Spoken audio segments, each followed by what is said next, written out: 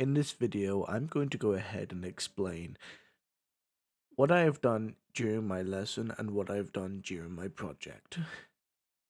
In my most recent lesson, we were taught cameras, more specifically the Resident Evil style cameras where they lock and of course would switch when you enter a different room.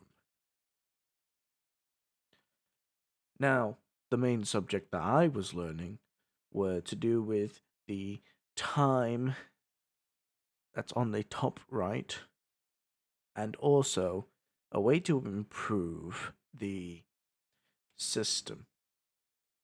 For instance, the project included 3 widgets for each individual camera, and how it was set out to do was it would load all 3 instances into the level, allowing it so that whenever you enter each different trigger, it would load the different UI. I went ahead and changed this to a single widget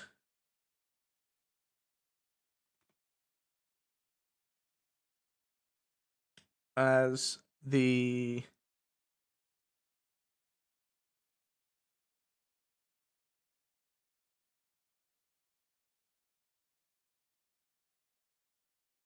when I went ahead and added in the time system for calculating how long it's been recording or real world time, I realized that if it was the way it was before, I would have had to do this thing 3 times for each individual camera. Now, to quickly go over them, they're rather simple.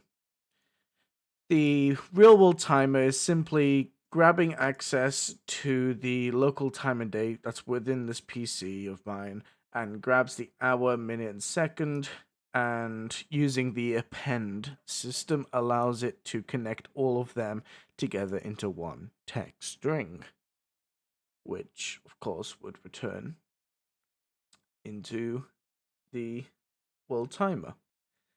Then, of course, the other main thing would be the stopwatch. Now, how this one works is we have an event system here that loops every 0.01 seconds so that it acts as a real stopwatch. And what happens is the millisecond increases.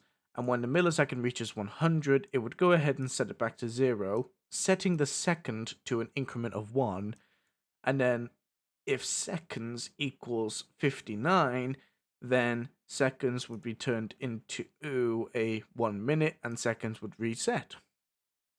And this basically goes ahead and grabs each minute, second, and millisecond, assigns them to an integer text, which transforms into a string because it allows me to then use the append. Then, of course, turns it back into text string and returns the node. I originally was going to have it be a format, though I felt it was better this way. And of course, because it's a single widget system, you have to make sure that the camera number changes. So I made it so that that was its own other variable, which was just set to this text, which gets set from this event, which gets set from the level blueprint here. Every time you hit each individual trigger, it would go ahead and connect towards that cam1wd, which is from the begin play, and will call the event and then change the camera name there so that it would go through and set camera num to the cam name. And of course, keeping the way we have cam 2, cam 3, and of course the way to remove all widgets and return back to third person, of course. Now, we were taught about other things, like how we could add things like a blend time which basically will make it so that whenever you walk into these, a more smoother transition into these camera perspectives happen. Of course, if we wanted to use them, we can, but for this instance, I won't. However, that doesn't really matter too much as this is not really a important project. No, the actual project is the Lego project. This one is going to be rather simple for now. What I have is I'm using a camera system that I've used in the past. This should hopefully be able to allow me to recreate the old format of Lego camera. If I basically introduced a other player by grabbing onto here, placing another one in, the system should, yes, it will go ahead and detect both and scale accordingly based around where each player is. And I can adjust however I want, how much zoomed in and how much zoomed out it would be. This here is a part of the depth system.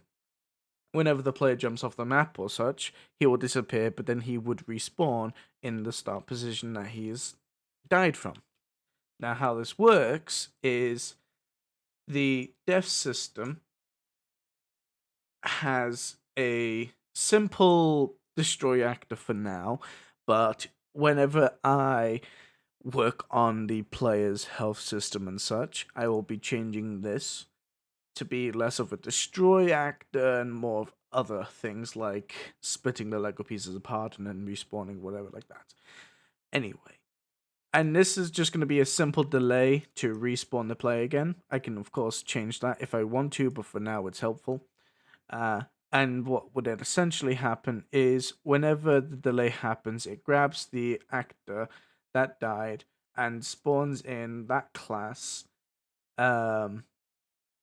to a spawn location and would then possess it, of course. Again, this is very simple. I will evolve this as I go along if I want to include two-player.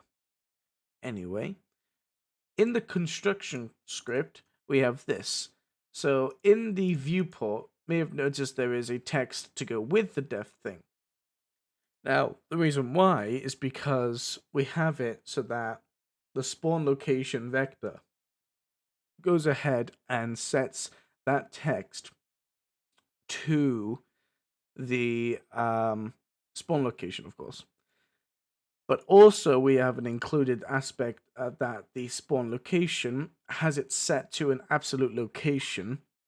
So it's going to be completely set up based on the world and not linked to death. And then it will allow us to move that text box based on spawn location. So for example, in here, spawn location is set to that, which as you can see also gets translated into here. If I were to move this, you can see that it updates. And if I went ahead and I load the project, for example, you'd see that it'd be up there. And when I respawn, I spawn where that is. Of course, this will be not necessarily shown in the game, but it's more me experimenting with respawning the player. I hope to include a proper system that detects where you were closest to being, so that you don't just respawn at a set location way far away when you die. I'm hoping to possibly use this to allow me to just make it so that whenever you die from falling off the map, you just teleport to a set location that I have made, which spreading that across the map should hopefully allow it to be not so teleporting you back to the beginning. But for now, that should be all.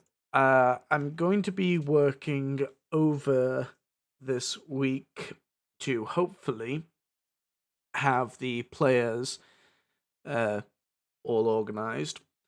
And I have, of course, created a Miro and Trello to assist me in planning. And I hope to update my Gantt chart to also showcase when I hope to get the player system sorted out. Now, with the player system, of course, I'm going to do it like classic Lego. So there shouldn't be a need for the mouse. The only thing you need to make sure that works is controller input and WASD. Of course, there are other buttons. For example, if I did do single player with mouse and keyboard, I would technically have to include a left click, right click if I wanted to. But for now, I'm just going to make sure that the mechanics work and it also works with controller. And then afterwards, I will deal with the possession aspect and the AI for the non-possessed character. And of course, after that, I can then work on the building of the building mechanic from Lego games, and then of course I can work on other stuff afterwards that would be important to me, like multiplayer if I wanted to as a bonus, or other areas too, like the puzzles and portals, which is the main aspect of my game. So I need to really make sure that the portals work. Anyway, this video's gone long enough, and I'll end it here.